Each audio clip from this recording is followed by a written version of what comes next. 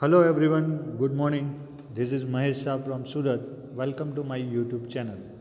This video is for Standard 8, Semester 2, Chapter 6, Human Resources Part 2. So friends, in last video we talk about the census. According to the census of 2021, we will reach to the number of 133 crore in our country. What is the meaning of census that we discussed in last video? What new introduction we found in the last census of 2011 that we discussed. Now in today's video we are going to talk about the estimated population of our country and we talk about the population growth. So these are the two topics of today's video. I hope that you liked last video and you understood everything very clearly and properly. With that, I would like to tell you that like the channel and subscribe the channel and press the bell icon. Okay, so today's topic is estimated population. We are going to talk about the estimate population of our country in 2021 census. So the total land area of our country is 32,87,263 square kilometer, which is 2.42% of the world's total land area. तो पूरी दुनिया का जितना land area है उसमें हमारे पास हमारे country के पास कितना लैंड एरिया है तो 2.42%. Area wise India stand 7th in the world. तो एरिया के अगर हिसाब से हम देखने जाए तो इंडिया का रैंक कौन सा है 7th है. पर पॉपुलेशन के हिसाब से देखने जाए तो ये number quite different. More than 16% of the world's population lives in India. तो 7th लैंड एरिया के हिसाब से हमारा 7th रैंक है, पर पॉपुलेशन के हिसाब से India stand 2nd in the term of population after China. So this is the reason of the high population in our country. अगर हमारे पास इतना बड़ा लैंड एरिया होता तो कोई प्रॉब्लम नहीं था, पर हमारे पास लैंड एरिया कम है और पॉपुलेशन ज़्यादा है. That is why we are facing different kind of problem. Qualitative human population is also called human resources. तो क्वालिटेटिव यहाँ पे वर्ड यूज़ किया है, यानी उसमें क्वालिटी होनी चाहिए. किस टाइप की क्वालिटी होनी चाहिए तो अच्छा एजुकेशन होना चाहिए, इंटेलिजेंसी होनी चाहिए, स्किल डेवलप्ड होनी चाहिए, मेडिकल फैसिलिटीज़ अच्छी मिलनी चाहिए. जब ये सब facilities basic necessities fulfilled by the government in a proper condition, then that humans become resource in future for the nation.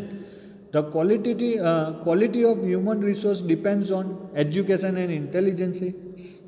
ये दो उसके क्राइटेरिया हैं. Skilled citizens like doctor, educationalist, engineers, sportsmen, industrialists, businessmen, farmers, artisans, laborers and other responsible citizens are the human resources. Children and youth are the potential resources. क्योंकि अभी आप study कर रहे हो, अभी आप पोटेंशियल रिसोर्सेज में काउंट होते हो कि अगर आपने अच्छा एजुकेशन लिया आप फ्यूचर में डॉक्टर, इंजीनियर बनते हो, साइंटिस्ट बनते हो, बिजनेसमैन बनते हो, then you are counting into the resources criteria because now you are productive, right. तो जब आप प्रोडक्टिव बन जाते हो, जितने भी लोग हैं इंडिया के अगर सब प्रोडक्टिव हो तो India become super power in future. क्योंकि यहाँ पे प्रोडक्टिव कब बनते हैं जब आपके पास इंटेलिजेंसी हो, एजुकेशन हो, स्किल हो तब. अब यहाँ पे एक ग्राफ है मेरे पास. When will India have more people than China? तो चाइना से हमारी पॉपुलेशन कब ज़्यादा हो जाएगी.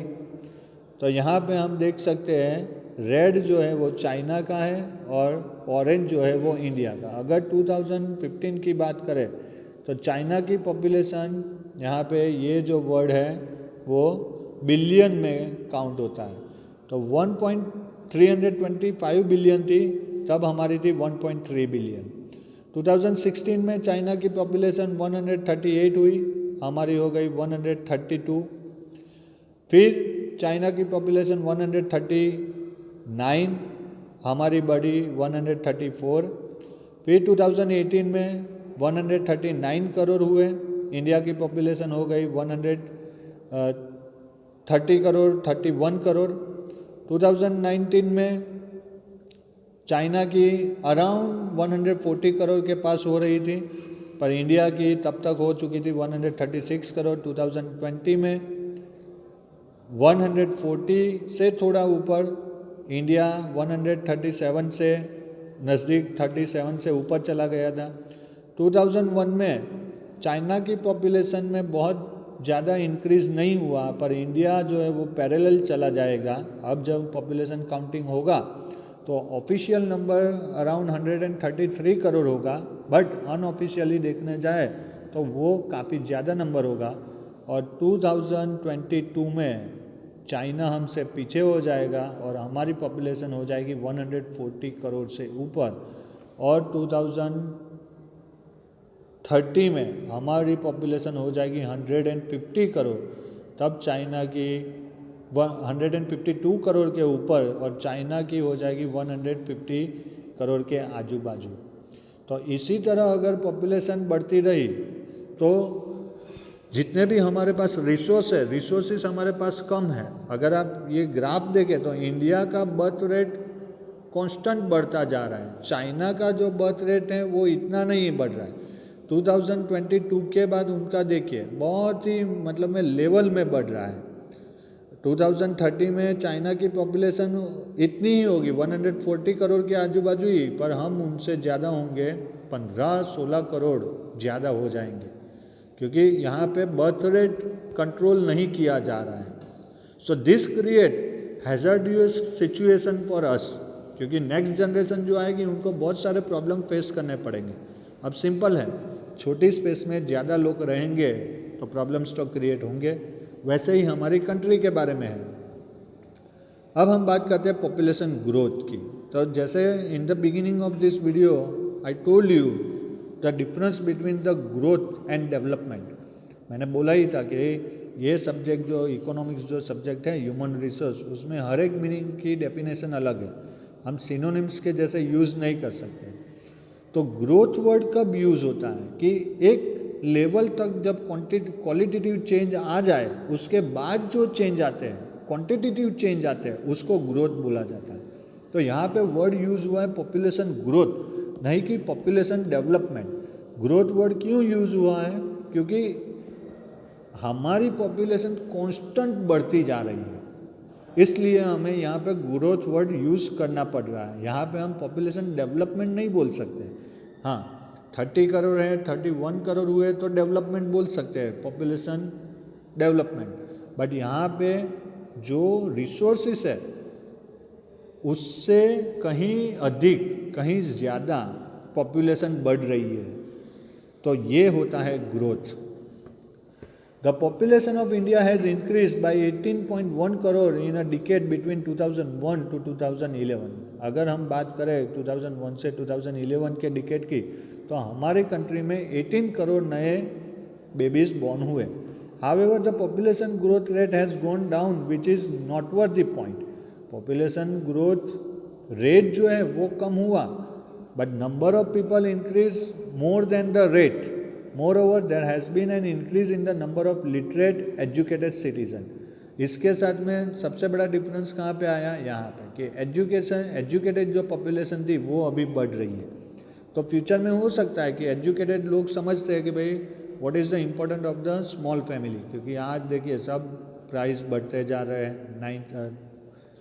10th में आपको एक चैप्टर आएगा प्राइस राइज, वो टाइम पे ये सब पॉइंट्स डिस्कस होंगे कि अब सब फॉर एग्जांपल घर में 4 मेंबर है, फैमिली में 4 मेंबर हैं, 4 मेंबर में से अगर एक ही अर्निंग कर रहा है और वो भी लिमिटेड इनकम है, तो वहाँ पे वो कंडीशन में सरवाइव करना डिफ़िकल्ट होगा, थोड़ा आपको कॉम्प्रोमाइज़ करना पड़ता है।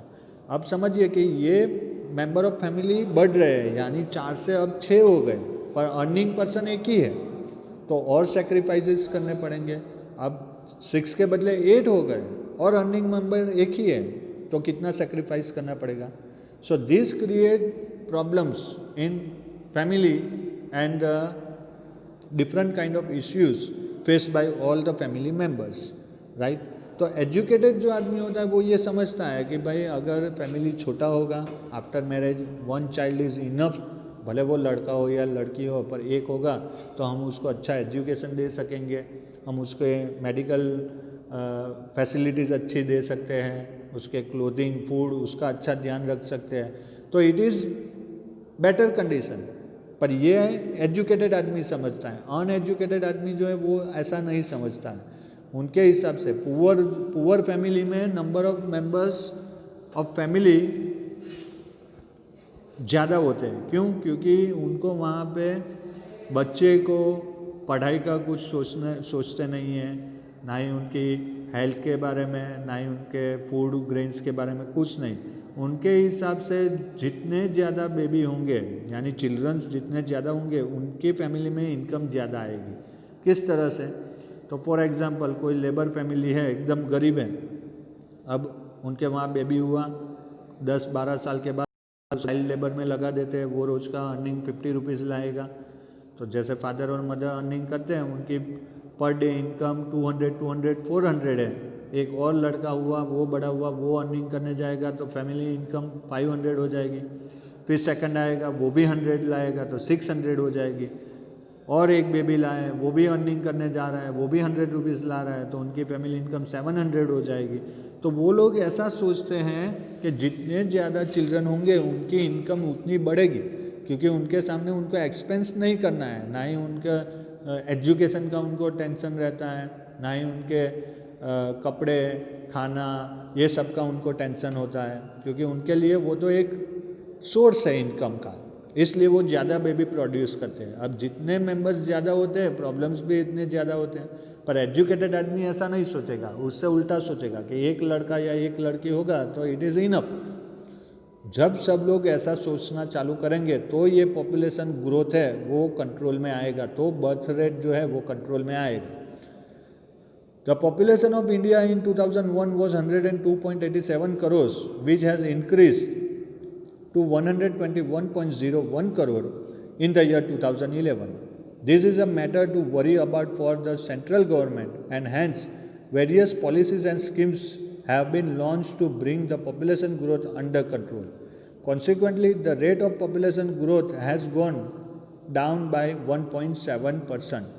तो ये जो बर्थ रेट है 1.7% वो नीचे आया है, क्योंकि जब स्टार्टिंग की बात करें तो ये अराउंड 2.6% तक चला गया था। यानी एवरी ईयर हमारी कंट्री में 22-25 करोड़ नए बेबीज, नए बॉर्न होते थे।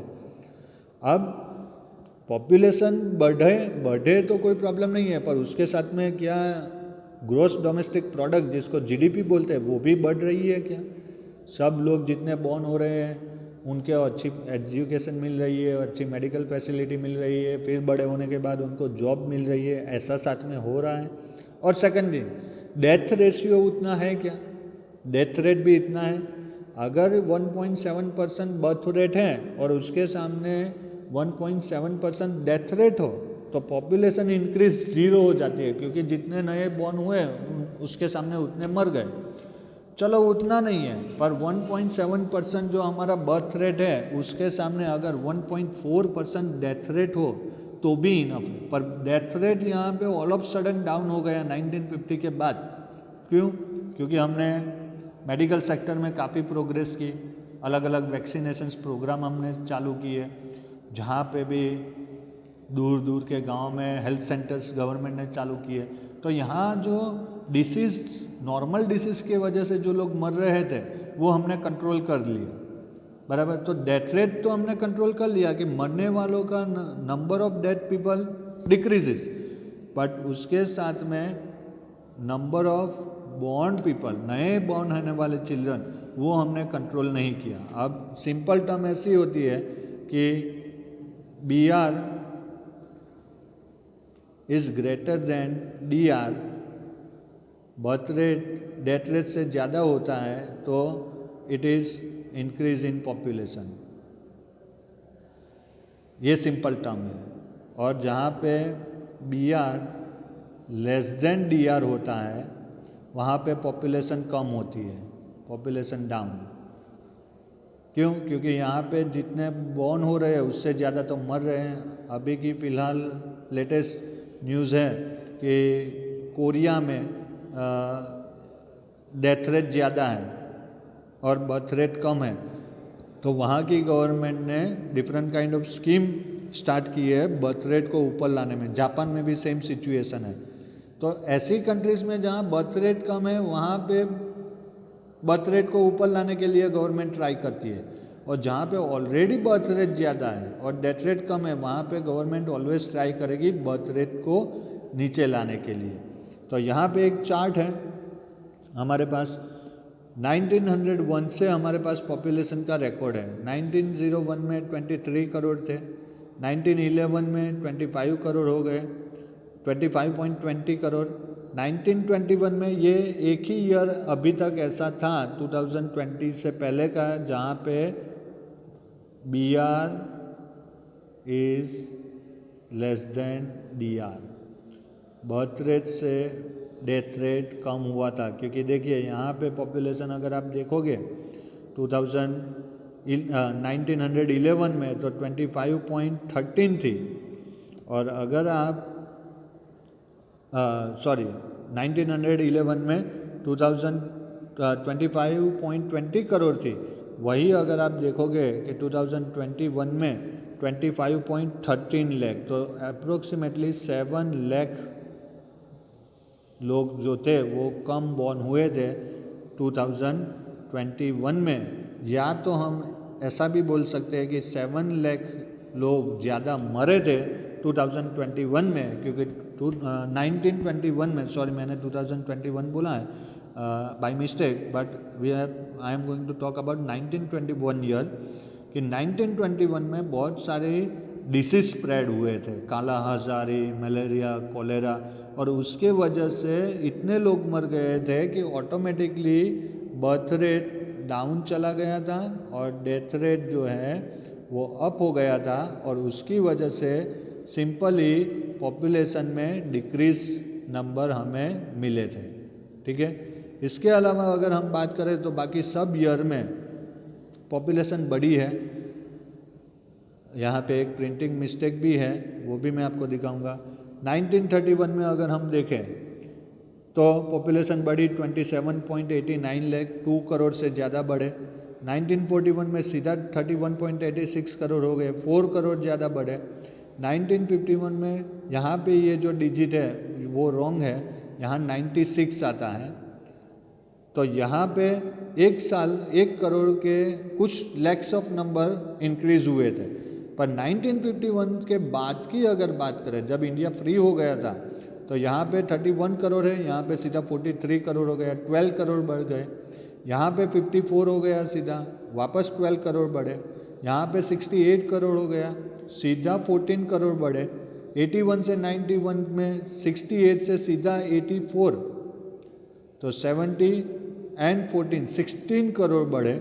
1901 से 2001 84 से सीधा 102 करोड़ 16 करोड़ बढ़े, और 2001 से 2011 सीधा 121 करोड़ यानी 19 करोड़ लोग बढ़े एक 10 साल के अंदर। और 2011 से 21 की बात करेंगे तो यहाँ पे फिगर आएगा 133 करोड़।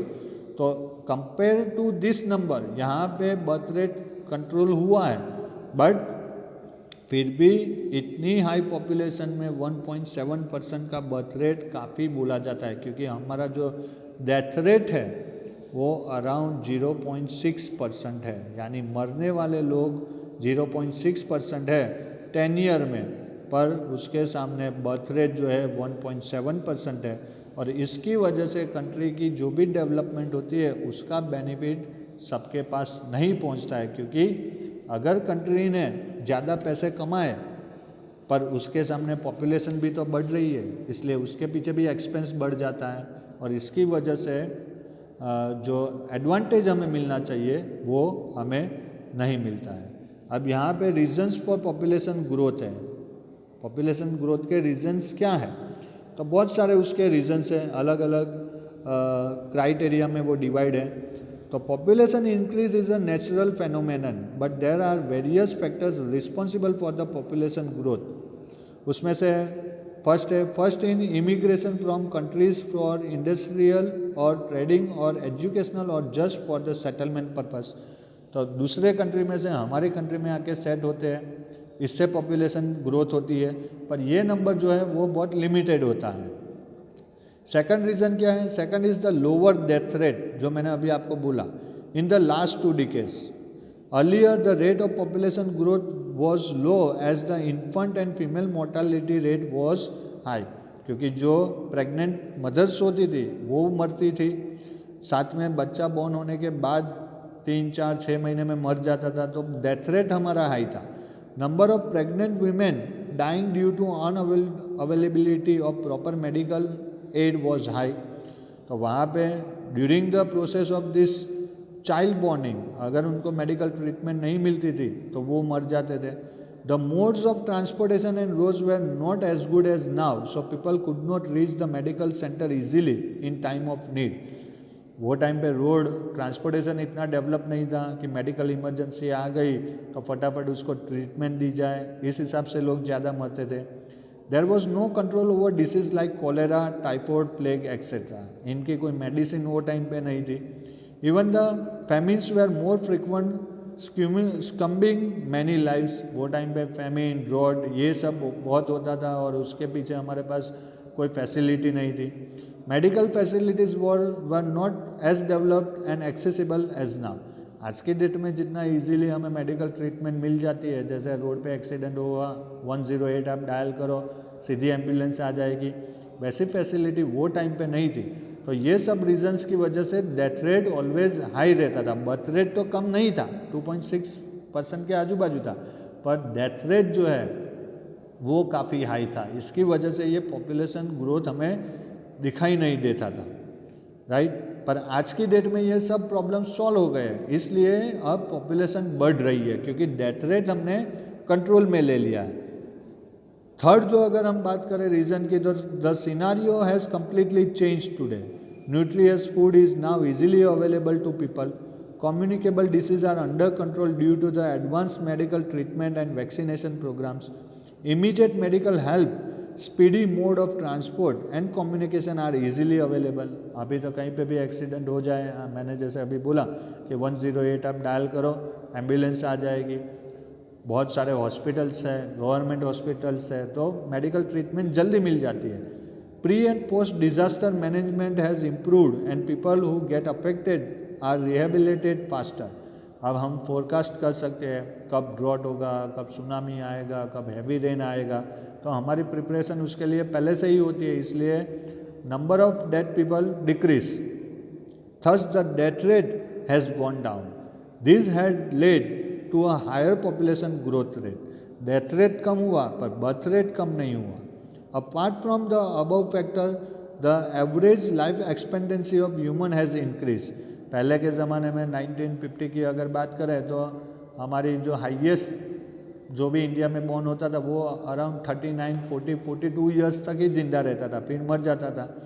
अब अच्छी फूड फैसिलिटी, मेडिकल फैसिलिटी, इसकी वजह से हमारी जो एवरेज लाइफ एक्सपेक्टेंसी है वो बढ़ी है। अब आज की डेट में मेल के लिए जो है ये यहाँ पे देखिए लिखा ही हुआ है, the average life expectancy of human in 1920 was 40-41 years. 1920 में ज़्यादा से ज़्यादा इतना लोग जिंदा रहते थे, which has now increase to 63-64 years. और करंट जो डेटा है उसके हिसाब से तो 67 ईयर्स है। उसके हिसाब से अगर अमेरिका की बात करें तो वहाँ पे मिनिमम लाइफ एक्सपेक्टेंसी 80 ईयर्स के ऊपर है कि अमेरिका में जो भी बॉर्न होगा वो कम से कम इतना साल तो जिएगा। There are many factors responsible for an increase in the birth rate. तो बर्थ रेट बढ़ने के क्या रीज़न थे? तो few of them are literacy, illiteracy यानी अनएजुकेटेड लोग थे, सुपरस्टिशंस अंधश्रद्धा बहुत थी, ऑर्थोडॉक्स थिंकिंग कि भाई गर्ल चाइल्ड नहीं बॉय ही चाहिए हमको फैमिली के लिए, तो बॉय के चक्कर में बेबी प्रोड्यूस करते थे। सोशल कस्टम्स जो रीति रिवाज थे वो where a male child is considered important. Next child marriage, क्योंकि कम एज में अगर गर्ल मैरिज कर लेती है तो उसकी बेबी प्रोड्यूस करने की प्रोडक्टिविटी पावर बहुत स्ट्रॉन्ग होती है, इसलिए वो टाइम पे मैरिज करने से वो ज़्यादा बेबी प्रोड्यूस कर सकते हैं, तो चाइल्ड मैरिज होता थे। फिर पोवर्टी, जैसा मैंने बोला कि गरीब परिवार होगा तो वहाँ पे जो बच्चे होते थे उनको एसेट समझते थे, मीन्स सोर्स ऑफ इनकम समझते थे, तो वो ज़्यादा से ज़्यादा बच्चे प्रोड्यूस करते थे। विडो रीमैरिज चालू हो गए। पहले तो विडो जो होते थे गर्ल्स, उनको मैरिज अलाउड नहीं था, तो वो बेबी प्रोड्यूस नहीं कर पाते थे, पर रीमैरिज के बाद वो भी बेबी प्रोड्यूस कर सकते हैं। Negative attitude towards the idea of small family etcetera, तो सब लोग ऐसा सोचते हैं कि बड़ा फैमिली होगा तो क्राइसिस के टाइम पे एक दूसरे की हेल्प करेंगे, पर उसके पीछे जो एक्सपेंस होने वाला है उसके बारे में कोई सोचता नहीं था। तो ये सब रीजंस की वजह से बर्थ रेट बढ़ता गया। Rising population causes administrative problems, for example shortage of food. अब पॉपुलेशन ज़्यादा होने से क्या क्या प्रॉब्लम्स हमारे सामने आते हैं, तो वो यहाँ पे है कि खाने की कमी, वाटर, खाने के साथ में पानी, रहने की हाउसिंग, ये सब प्रॉब्लम, एनवायरमेंटल पॉल्यूशन का प्रॉब्लम, कंजर्वेशन का प्रॉब्लम, एम्प्लॉयमेंट का प्रॉब्लम, ट्रैफिक कंजक्शन के प्रॉब्लम, ये सब प्रॉब्लम हमें फेस करने पड़ते हैं जो हम देखते हैं।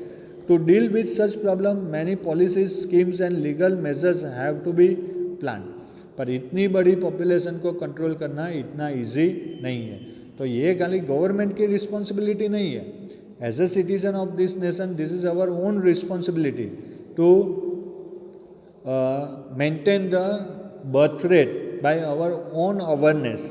यानी फ्यूचर में जब आप मैरिज करोगे तो आपको ये ध्यान रखना है कि एक बेबी हो तो इनफ है, दूसरे की कोई ज़रूरत नहीं है, आपको अपनी कंट्री के बारे में सोचना है। अब यहाँ पे देखिए, as per the prohibition of child marriage act 2006, the appropriate marriageable age for male is 21 years and for female it is 18 years। Marriage before this age is a crime. अभी पार्लियामेंट में रिसेंटली इसके ऊपर discussion चालू है, नया law बनने वाला है जहाँ गर्ल्स की मैरिज एज जो है वो 21 ईयर करने वाले हैं और बॉयज़ की 24 ईयर्स करने वाले हैं। उसका रीज़न एक ही है कि ये जो बर्थ रेट है उसको कंट्रोल किया जाए। ये सब उसके रीजन्स है। ये स्टेज है कि stage 1 pre industrial, pre agriculture, crude birth death rate high, fragile but stable population, यहाँ पे बर्थ रेट हाई होता है और डेथ रेट भी हाई होता है, तो यहाँ पे पॉपुलेशन स्टेबल होती है। सेकंड स्टेज में इम्प्रूव्ड एग्रीकल्चर एंड मेडिसिन, तो डेथ रेट कंट्रोल में आ जाता है। इन्फेंट मोर्टालिटी रेट जो है यानी बॉर्न बेबी जो मर जाते हैं वो रेट है वो कम किया जा सकता है। And natural increase very high. और थर्ड स्टेज में क्या होता है, indicative of richer developed countries, higher standards of living, education, crude birth rate finally falls. अब थर्ड स्टेज पे पहुंचने के बाद बर्थ रेट अपने आप कम होने लगता है क्योंकि सबको प्रॉब्लम होने लगता है, इसलिए लोग समझने लगते हैं। और फोर्थ स्टेज में birth rate and death rate दोनों कम हो जाते हैं, पॉपुलेशन स्टेबल हो जाती है एंड पॉपुलेशन एजिंग, यानी उसकी जो मिनिमम लाइफ एक्सपेक्टेंसी है वो भी बढ़ जाती है। तो इस तरह से पॉपुलेशन ग्रोथ के 4 स्टेजेस हैं। तो ये है पूरा ह्यूमन रिसोर्सेज, इसको इकोनॉमिक्स पूरा बोलते हैं। बहुत ही इंटरेस्टिंग सब्जेक्ट है जो पॉपुलेशन ग्रोथ और उसके रीजन में मैंने डिस्कस किया है, that you understood well. Still if you are having any doubt then you can ask me your question any time. Next topic में हम बर्थ रेट और डेथ रेट की डेफिनेशन, क्वालिटेटिव और क्वांटिटेटिव चेंज इन पॉपुलेशन, वो सब discuss करने वाले हैं। So I hope that you like this video. Still you are having any confusion, you ask me your question anytime. Till then, stay home, stay safe, wash your hands many times, wear a mask when you go outside and maintain social distance. God bless you. Thank you very much.